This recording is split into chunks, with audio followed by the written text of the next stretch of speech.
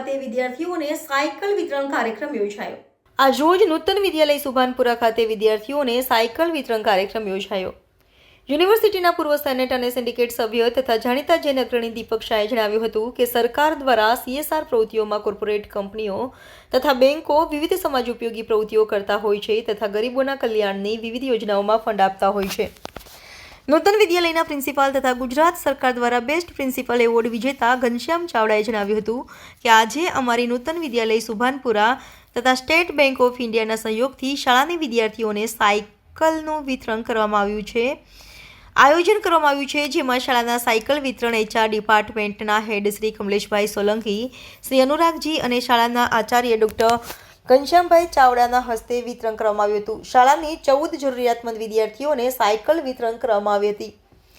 અત્રે ઉલ્લેખનીય છે કે પ્રિન્સિપાલ ઘનશ્યામભાઈ ચાવડા છેલ્લા 9 વર્ષથી વિદ્યાર્થીઓને ચોપડા વિતરણ, નરેન્દ્રભાઈ મોદીના એક છોડ માં કે નામ કાર્યક્રમ પહેલાથી દરેક વિદ્યાર્થીને પ્રેરણા આપી છોડના રોપા વિતરણ તથા પર્યાવરણની રક્ષા કરવા પ્લાસ્ટિક પરનો પ્રતિબંધ અસરકારક બને તે માટે કાપકળથી થેલી બનાવી વિતરણ કરી સમાજમાં ઉદાહરણ પૂરું પાડી રહ્યા છે। આજે શાળાના ગરીબ વિદ્યાર્થીઓને સાયકલ મળી રહે તે માટે SBI બેંકના સહયોગથી જરૂરિયાતમંદ વિદ્યાર્થીઓને સાયકલ અપાવી બીજી બેંકો પણ આવા કાર્યક્રમમાં જોડાઈને પોતાનું યોગદાન આપે તે માટે આહવાન કર્યું હતું તેમ યુનિવર્સિટીના પૂર્વ સેનેટ સભ્ય દીપક શાહે જણાવ્યું હતું।